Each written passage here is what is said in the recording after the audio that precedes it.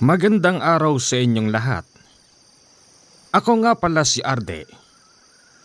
Isa po akong puganting takas sa bilangguan. Ako ay kinupkop ng isang matanda na nung una ay hindi ko alam na isa palang aswang. Magpagayon pa man, kahit na sinasabing nakakatakot ang matandang yun, hindi niya ako pinakitahan ni minsan ng nakakatakot na itsura niya. Ang unang nadinig niyo sa aking kwento, ito po yung nangyari nung bata pa ako. Idedetalye ko sa inyo isa-isa kung paano ako umabot sa ganung sitwasyon. Nung mga panahon na ito, 12 anyos na ako. Ang nanay ko ay isang single mom. Matagal na kasi kami noon iniwan ni itay at pinagpalit kami sa ibang lalaki.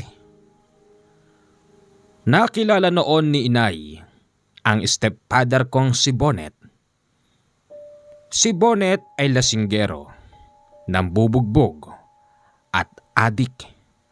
Katunayan minsan na nga siyang nakulong. Sa gabing yun, kitang-kita ng aking mga mata kung paano sila gumamit at ang mas hindi ko pa natatanggap. Ipinagahasa ni Bonet sa kumpare niyang si Lontok ang nanay kong si Gemma. Pagkatapos gawin ang kahalayan na yun, humalili naman si Bonet. Ako bilang isang bata na walang magawa, umiyak na lang. At pagkatapos yun gawin ng stepfather ko, sinabi niya sa aming papatayin niya raw kaming magnanay at susunugin sa loob mismo ng bahay. Hindi ko kayang idetalye kung paano ako nakaligtas sa sunog ng gabing yun. Pero meron akong naaalala habang nasusunog ang bahay. Gumising ka, inay! Gumising ka, inay! Kinakain na nga po yung buong bahay! Pare, masarap pala yung misis mo, pare! Oo naman, pare. Masarap yan. Lalo na't pagbagong ligo yan, pare. Para wala ng ebidensya at wala ng sakit sa ulo ko, sunugin na natin ang tuluyan ng magnanay na yan.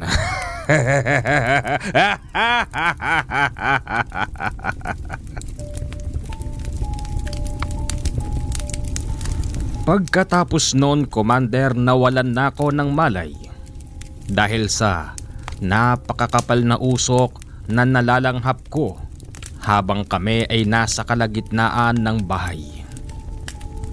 Hindi ko inaasahan na magigising pa pala ako kinabukasan.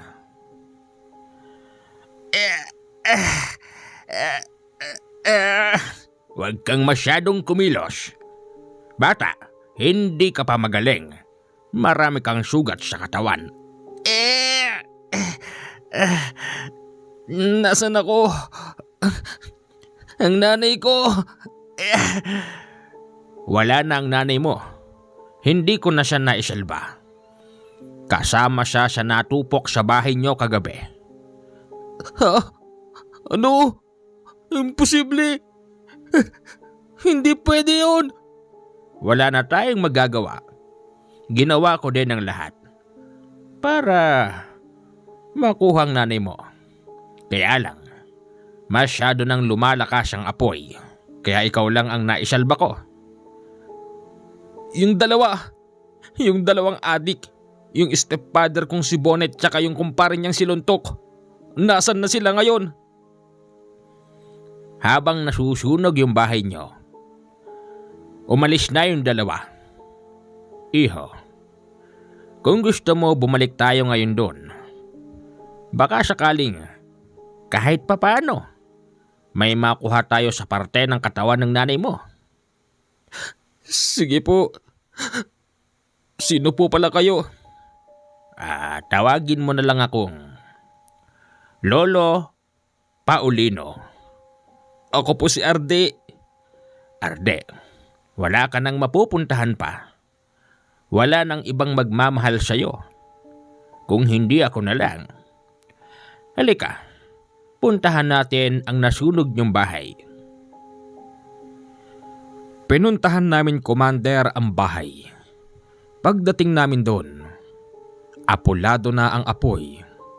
Tapos may mga tao sa paligid. Kasalukuyan nilang kinukuha ang natira sa mga buto ni inay.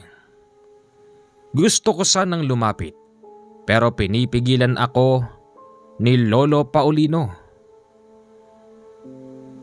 Sandali lang mga kasama.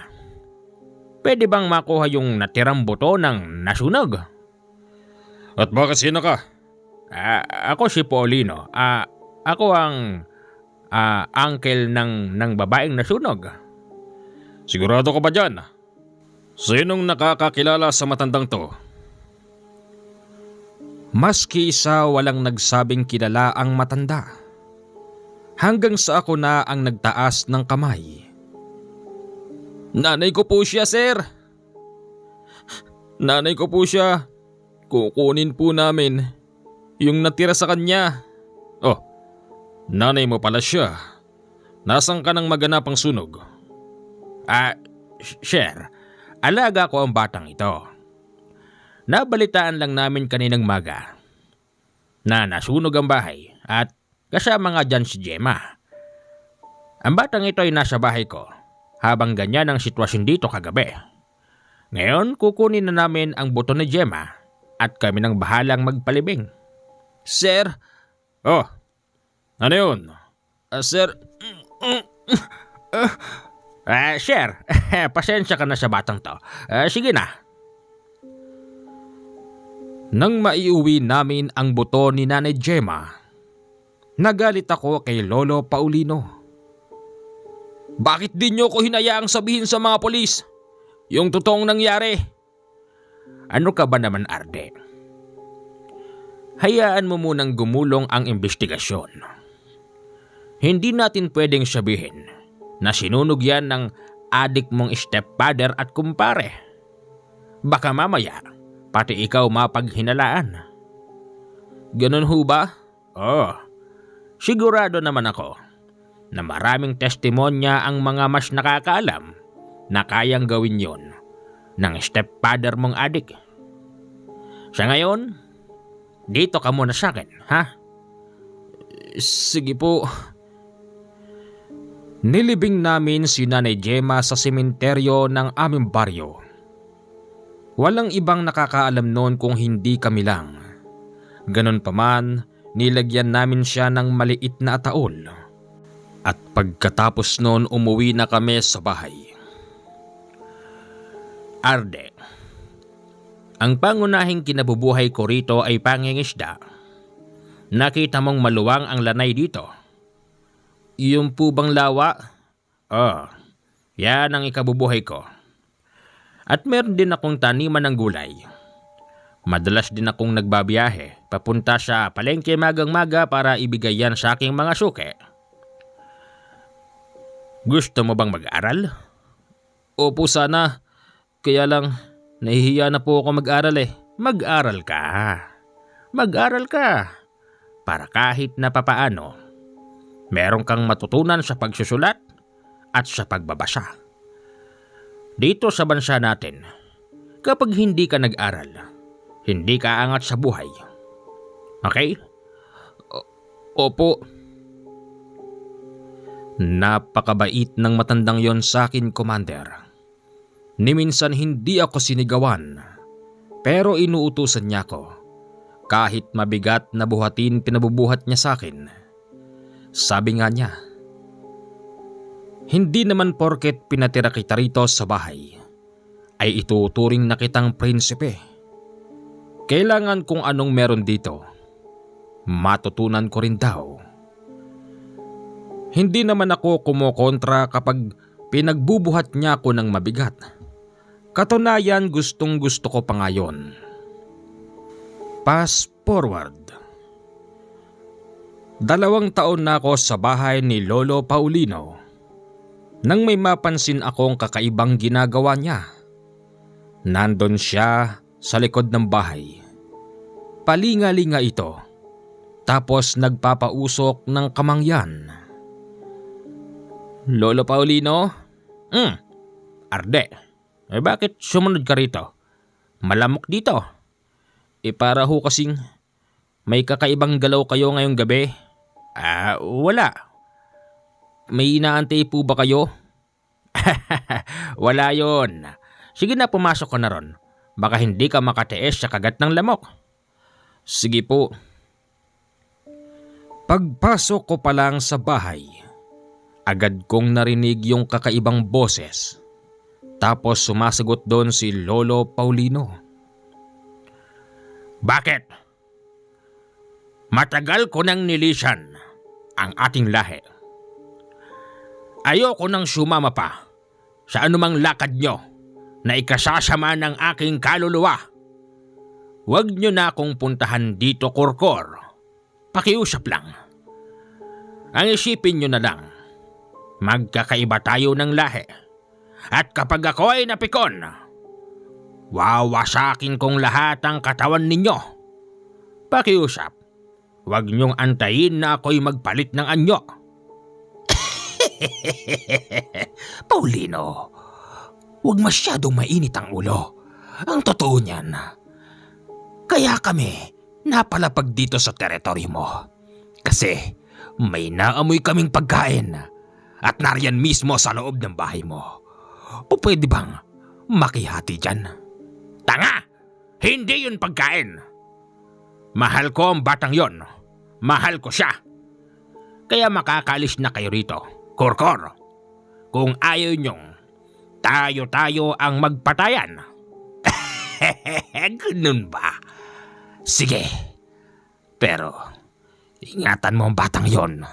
Huwag kang malilingat. Pagkatapos noon na pasilip ako sa bintana, nakita ko yung kausap ni Lolo Paulino. Isang payat na lalaking merong mahahabang pakpak. Napasigaw ako nung oras na yun, Commander. Aswang!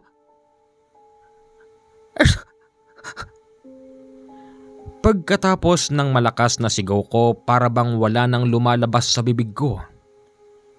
Kasi tinignan ako noon ni Lolo Paulino na para bang nagpakawala ito ng orasyon upang ako'y matahimik nung oras na yun. Pag-alis ng mga lalaki, nilapitan ako ni Lolo Paulino at nagsabing, Arde, yung mga nakita mo, wala yon. Wag na wag mo yan ikukwento sa iba.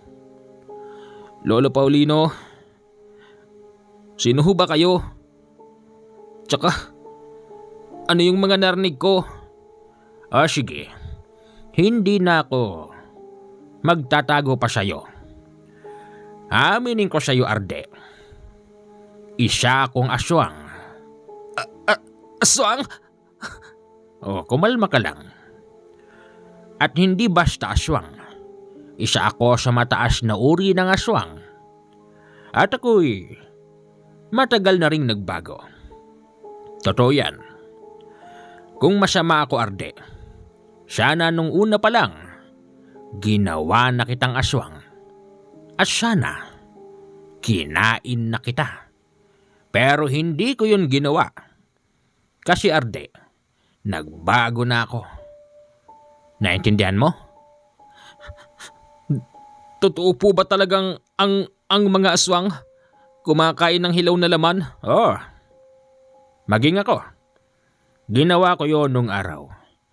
Pero noon yun, hindi na ngayon, Arde. Dahil nagbago na ang Lolo Paulino. Patawarin mo ko, iho. Patawarin mo ko sa mga nakita mo sa akin. Sana, huwag kang magbago. Opo. Simula nun, Commander, hindi ko na siya nakitaan pa ng kakaiba. Madalas din naman kaming nakikitungo sa kapwa-tao at ni maski isa sa mga yon, walang nakakaalam ng lihim ni Lolo Paulino. At kung ano ang kinakain niya, ganun din ang kinakain ko. Sa pagkakaalam ko, takot sa asin at sa bawang ang mga aswang. Pero sa aking napansin sa ilang taong paninirahan ko sa kanya ng mga panahon na yun, naglalagay siya ng asin sa pagkain at sinasahugan din ng bawang ang mga niluluto. Kaya nga minsan, napapaisip akong, may katotohanan kayang aswang si Lolo Paulino? Fast forward. 25 anyos na ako, Commander. Malaki na ang ipinagbago sa akin. Pumunta ako noon ng Maynila upang maghanap ng ikabubuhay. Pero bago yon, sabi sa akin ni Lolo Paulino, hindi naman daw kailangan lumayo sa aming bayan at kung pera lang ang pag-uusapan, kumikita naman kami doon at hindi rin naman kami nagugutom. Pero sinabi ko kay Lolo Paulino, tama nga naman na hindi tayo nagugutom. Tama nga naman na hindi tayo nakukulangan ng pera. Pero ang hinahanap ko ay experience sa buhay. Gusto kong mabago ang mundong aking ginagalawan. Kasi sa ilang taon na ako'y namalagi sa bayan na yun, puro na lang lawa, bukid, palengke, bahay. Nagsasawa na ako sa ganung buhay. Kaya't nung kaya ko nang tumayo sa sarili kong paa, umalis na ako kay Lolo Paulino. Sa pagpunta ko sa Maynila, nag-apply ako sa isang mayaman na tao at ako'y idinestino niya sa malaki niyang grocery store dyan sa banda ng Quezon City, pero hindi ko na lang sasabihin kung saan doon. Dito ko nakilala si Angelica, isang babaeng matagal nang naninilbihan sa amo namin. Matagal na rin siyang pinagkakatiwalaan at masasabi kong talaga namang napaka-sexy ni Angelica. Maganda, malambing, maganda ang mga mata at higit sa lahat, single. Huy! Ha? Magsalita ka naman. Pasensya ka na, Angelica. Bakit? May naalala lang kasi ako eh. Tinatanong kita. Sabi ko, kamusta naman yung nanay tatay mo? Ano? Ano? Wala. Basta wala. Napansin yata ni Angelica na kapag ganon ang topic, hindi na ako kumikibo. Mas lalo pa nitong inalam kung ano ba ang katayuan ko sa buhay sa nakaraan. Hanggang sa lumaon, umamin na rin ako sa kanya, Commander. Hala, ganun pala nangyari sa'yo? Oo, Angelica. Kaya magpahanggang sa ngayon, sariwa pa rin sa isipan ko yung nangyari. Pasalamat na lang talaga ako. Kasi merong Lolo Paulino na kumupkop sa akin. Utang ko sa kanya buhay ko, Angelica. Masyado yata ako naging madrama. Pasensya ka na. Naku, okay lang yun. Napansin ko, wala yata sila boss. Siya nga pala. Kapag dumarating si boss, huwag kang didikit-dikit sa akin ha. Ha? Bakit? Basta. Unang araw ko pa lang dito, ganyan na. Basta kasi. Kaya naman pala ayaw niya akong padikitin. Magseselos daw yung boss namin. Kasi kabit siya ng boss namin. Oo, single si Angelica. Wala siyang kasintahan sa labas. Pero ginagawa pala siyang parausan ng boss namin. Boss, andyan na ho pala kayo. Kanina pa ako rito. Oras ng trabaho? Nagchichismisan kayong dalawa. Boss, may tinanong lang po kasi bago lang po kasi ako rito. Alam ko yun. At sino naman nagsabi sa'yo na magdidikit ka kay Angelica? Hoy, akin yan. Alam ko naman yun, boss. Ano? Boss, nasabi ko na po sa kanya pero wag po kayo mag-alala. Katulad din po ng ibang mga tauhan dito, hindi po siya magsasalita. Mabuti naman kung ganoon at nagkakaintindihan tayo. Ikaw, at ikaw. Alam nyo sa lahat ng ayoko, yung tinatabihan si Angelica at hinahawakan ng kamay. Mahuli pa kita, Arde. Papatayin kita. Boss naman, patay agad? Oo, dahil hindi ako nagbibigay ng ikalawang pagkakataon. Baka akala mo, makukulong ako? No! I said no! Kaya kong baligtarin ang batas sa pamamagitan ng aking salapi. Pasensya na po. Sige na, balik na sa pwesto. Angelica, doon tayo sa office. Paligayahin mo ko ngayon. Tinangay ng boss namin si Angelica papunta sa office. Habang hawak-hawak niya ito sa kamay at naglalakad. Yung mga tingin sa akin ni Angelica ay parang may ibig sabihin. Para bang sinasabi nitong, tulungan ko siya. Dahil sa ako'y bago lang noon at hindi ko rin masyado pang kakilala yung iba kong katrabaho, hindi ako nakipag-usap sa kanila hanggang sa isa roon ang nagkusang kumausap sa akin. O Brad, bago ka lang dito no? Nakita mo yung boss natin? Naku, masama ugali noon. Huwag kang magdidikit doon kay Angelica. Baka patayin ka noon. Brad, bakit yung ma'am natin? Niloloko ni boss. Maganda pa rin naman si ma'am, di ba? Yun na nga. Maganda naman si ma'am kaya lang, yang si boss parang araw-araw yata gumagamit ng pampatayo. Kaya ayun, pag nakulangan kay ma'am, ibubuhos kay Angelica. Mahirap yan pare. Una pa lang alam kong gusto mo na si Angelica. Pero mas makakabuti siguro sa'yo. Lumayo ko na lang pare. Habang naroroon sila sa loob ng opisina, yung madam namin biglang dumating. Hinahanap nito si Angelica at si boss. Ginawa namin ang lahat para pigilan siya at nang hindi makarating sa opisina. Pero malakas si ma'am. Yung tatlong kasama kong mga lalaki pinagtatadyakan lang niya. At nung ako nang pipigil, ginawa ko ang lahat, Commander. Niyakap ko ng mahigpit si ma'am sa harapan. Laking pagtataka ko pagkatapos ko siyang yakapin. Hindi siya pumalag at sinabi niya sa akin, napakainit daw ng katawang ko.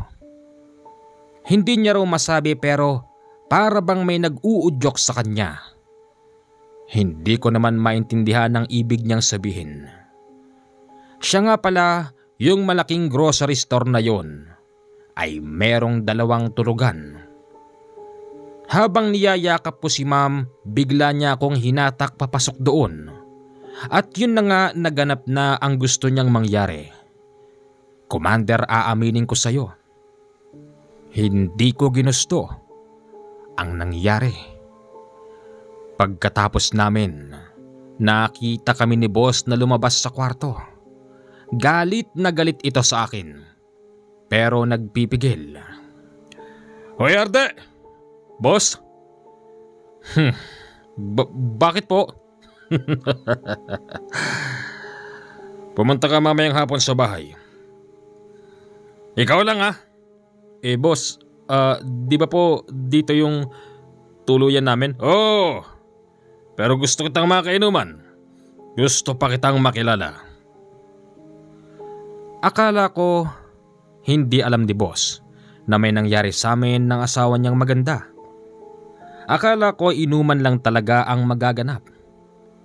Kaya't pagsarado namin ng malaking grocery store, pumunta na ako sa bahay nila.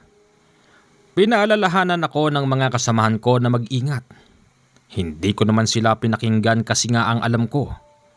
Hindi alam ni boss na may nangyari sa amin at mukhang malaki pa rin ang tiwala niya kay madam. Malabong malabo raw na patulan ako nito. Hoy! Dito ako! Dito sa garden. Boss, magandang gabi po. Magandang gabi naman.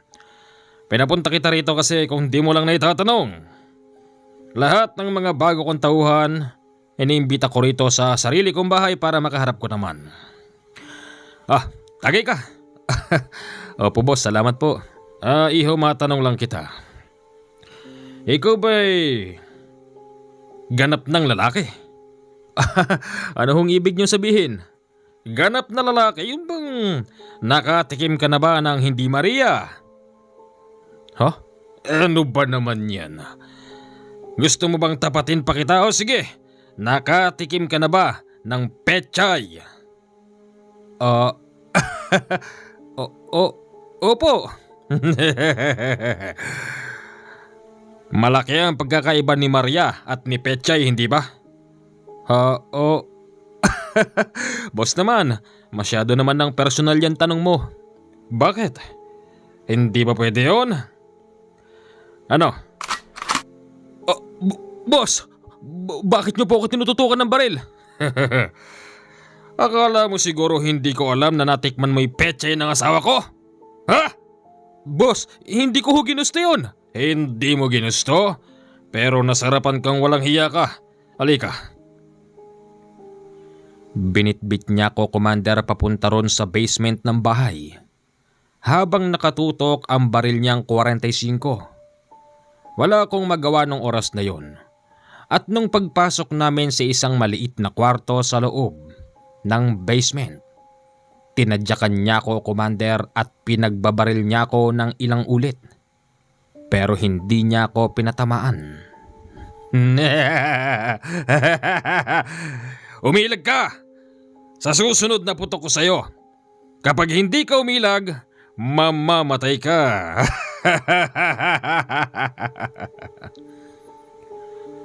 Inubos niya yung laman ng magasin. Hindi ako umilag pero hindi niya ako pinatamaan. Takot na takot ako nung oras na yon. Takot na ako na baka kapag nagpalit siya ng magasin patamaan niya na ako, Commander. Sinarado niya yung pintuan pagkatapos noon at ako naiwang luhaan at tulala sa loob ng isang napakadilim na kwarto sa basement ng bahay.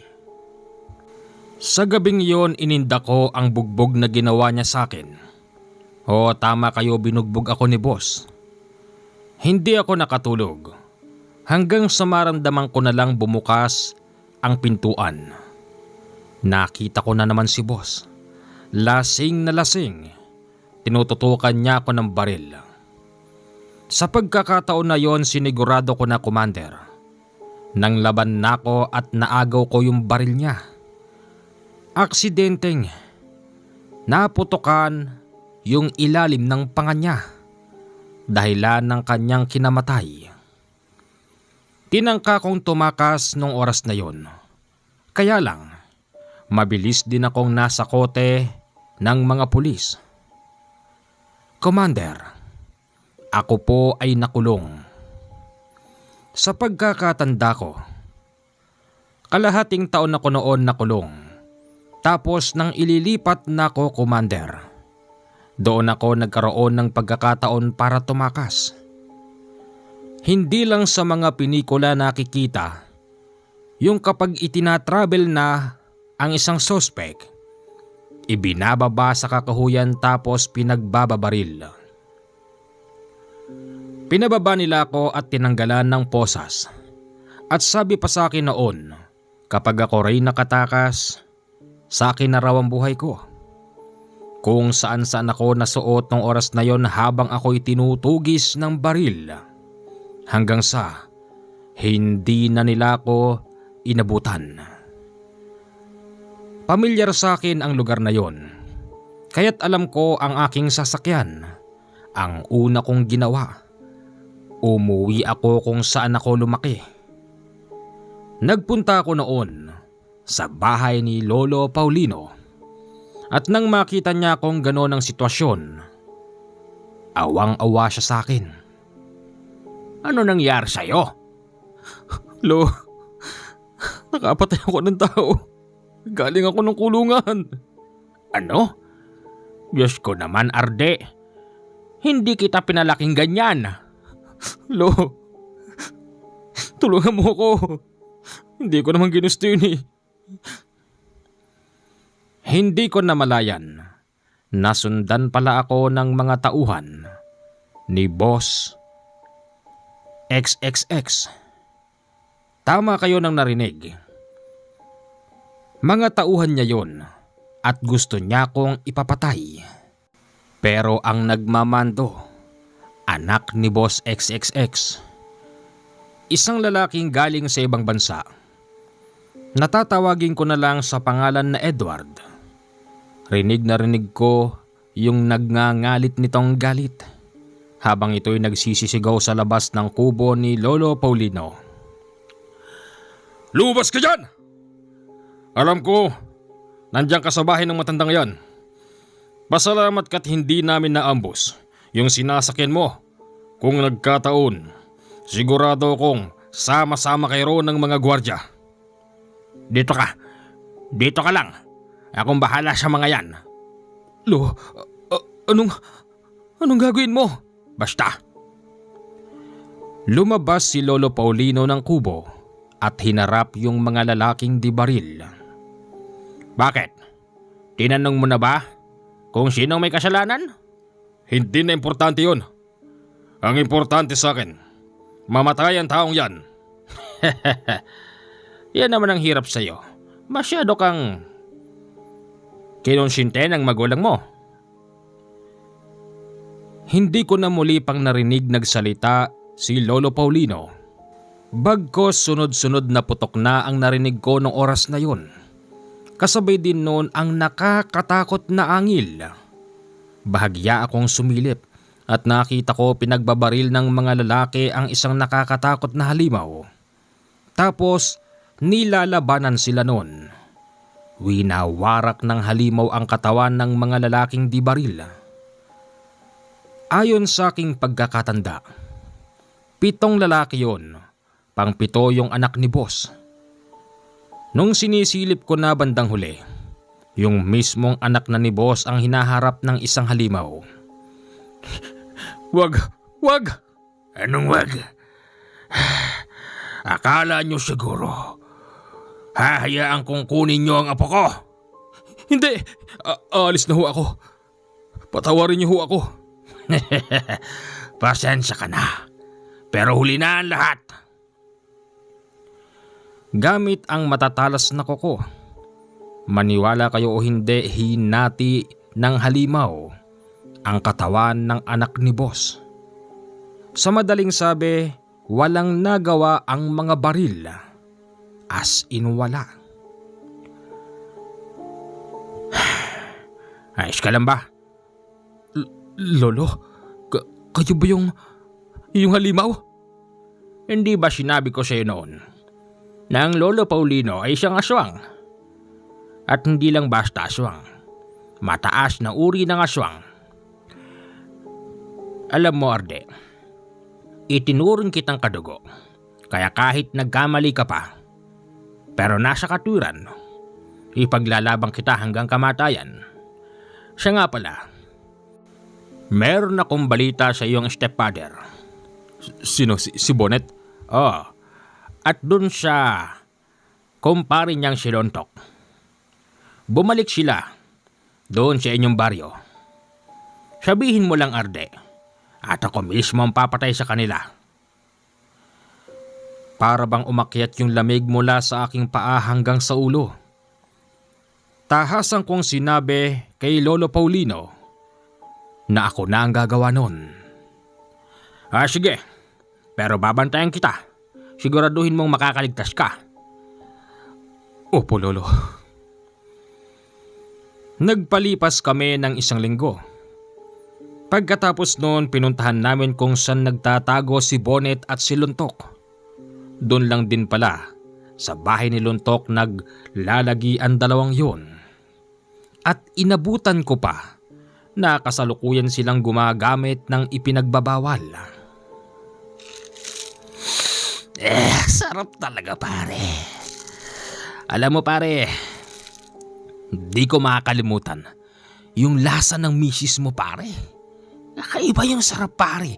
Para bang feeling ko nakarating ako sa langit at nabangga ko si San Pedro pare. Pare, magpahanggang ngayon, hindi mo pa rin makakalimutan. Kung gusto mo pare, maghanap tayo ng katulad ni Gemma. Sige pare, total naban na tayo sa dati nating pinuntahan. Ngayon bumalik na tayo rito sa ating bayan. Hanap tayo ng panibago. Yung malasa. Sige pare, sige. Oh, ano yun? Aba, lintek. Sino yung nambabato ng bote dyan? Ano? Talo-talo na ba tayo? Magandang gabi ho. Sino ka? Hoy, i-score ka ba? Magsalita ka! Oo, i-score ako. Pero ang i-scorein ko kayong dalawa. Yan ang gusto ko, yung dumadalaw dito, yung mga bulero. Magkano ba? 45. 45? Hoy, ano akala mo rito, ha? Hindi na ako nagpatumpik-tumpik pa, Commander. Naglabas ako ng 45 na baril. Pinagpuputokan ko silang dalawa. Oo, pinagbabaril ko sila, Commander, hanggang sa lumabas ang kanilang utak. Pagkatapos noon, naluhod ako at naiyak. Naalala ko si inay. Sabi ko sa aking sarili, kung sakaling ako'y makukulong sa pagkakataon na yun, mas maluwag kong tatanggapin kasi nga't talagang sinadya ko silang patayin. Hindi katulad ng pagkamatay ni Bossing XXX. Hindi nagtagal may mga dumarating na tao. Hanggang sa nakita ko si Lolo Paulino. Dumarating siya, Commander, at agad niya akong binitbit. Sa payat at sa katandaan ni Lolo Paulino, napakalakas pa nito. Nagawa niya akong itakbo papalayo at papabalik sa bahay. Eto pera. Umalis ka na, sige na. Mauna ka nang umuwi ng Mindanao. Nariyan ang address. Susunod ako doon. Lilinisin ko lang ang problema. Pero Lolo, sige na. Saan ko yun ah? Sa kasamaang palad, Commander, ako po ay nadakip ng pulis. Opo, tama kayo. Nadakip po ako ng pulis at muli akong ibinalik sa kulungan. Mahabang panahon akong nakulong. Nagpakabait ako sa loob hanggang sa ako'y nabigyan ng pardon. Matanda na rin ako noon, Commander, pero paglabas ko ako'y nakapangasawa pa. At yung napangasawa ko isang tindera sa palengke dyan sa Quezon City at nagkaanak pa kami ng isa. Sabi ko sa aking asawa, pwede bang pakisulat naman ang aking karanasan at ipapadala ko sa iyong YouTube channel, Commander. Alam ko naman ang iyong email at sa pamamagitan ng aking email, alam kong mababasa mo ito. Muli po, ako si RD, isang masugid mong taga-subaybay. Maraming salamat po sa iyong channel, Commander JH. Mabuhay ka.